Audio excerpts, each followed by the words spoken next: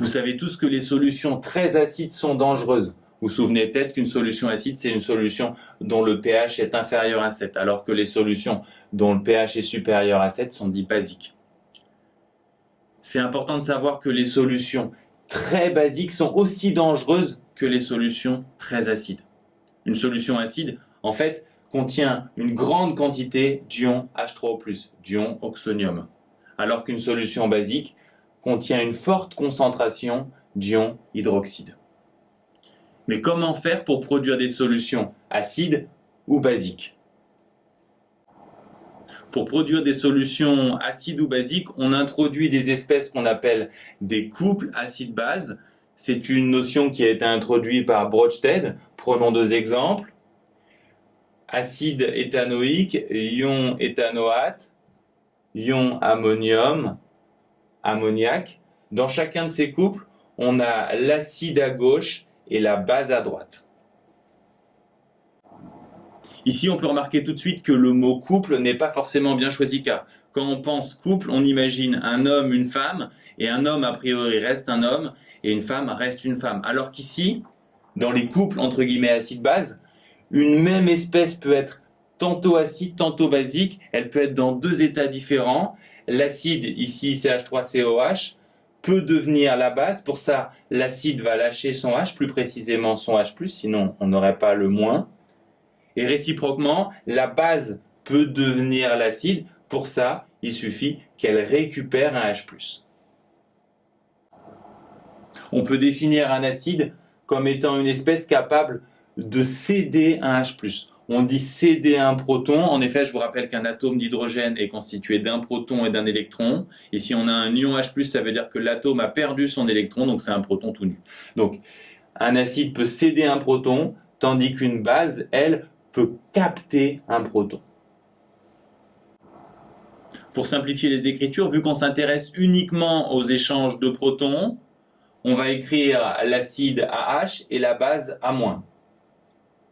On pourra alors réécrire les mêmes demi-équations que précédemment. L'acide lâche son H, bien entendu son H+, pour donner A- et H+.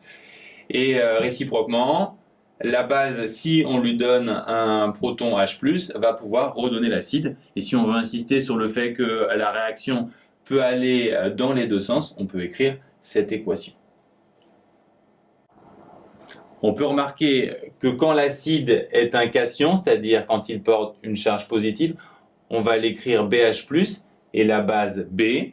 Pour le reste, l'acide lâche toujours son H, la base a toujours la capacité de le capter, et on peut résumer les deux demi-équations comme ceci pour insister sur le fait que ça peut se passer dans les deux sens. Ces deux formules sont intéressantes quand on a affaire à des acides comme l'acide ascorbique. Elle devient indispensable quand on a des formules plus complexes comme celle de l'acide lactique.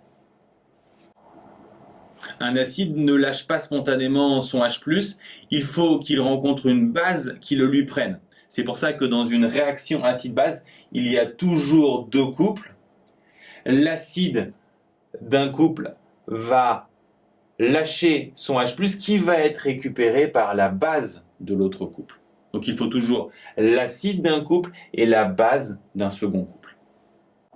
Si on veut écrire la réaction entre NH4+ et CH3CO-, on commence par l'acide lâche son H, ce qui va donc former sa base conjuguée. Le H+ n'est pas perdu pour tout le monde, il va être récupéré par la base ici CH3CO-, ce qui va former son acide conjugué. Si on veut faire le bilan, on ajoute tout simplement les réactifs à gauche et les produits à droite, en remarquant qu'ici, j'ai simplifié les H+, puisqu'il y en a un de chaque côté. On peut aussi écrire directement ce bilan, en remarquant qu'on a au départ ici les deux réactifs qui donnent leurs deux conjugués.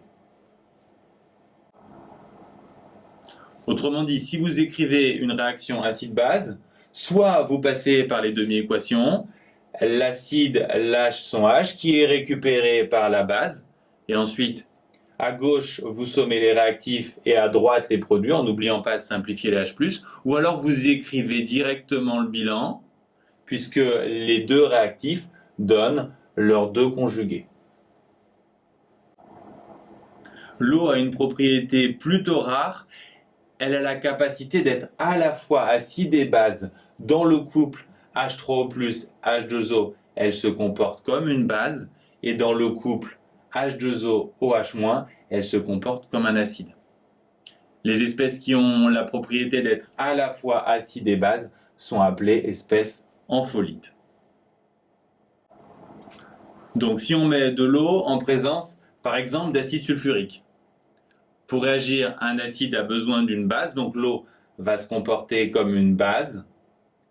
L'acide va lâcher son H, il va donner HSO4-, et ce H+, va être récupéré par l'eau qui va donner H3O+. De la même façon, si on met de l'eau en présence d'acide chlorhydrique, l'acide lâche son H qui est récupéré par l'eau, donc on aura Cl- plus H3O+. En présence d'une base, par contre, comme les ions acétate, l'eau va se comporter comme un acide. C'est donc elle qui va lâcher son H+, qui sera bien sûr récupéré par la base pour donner ici CH3COH.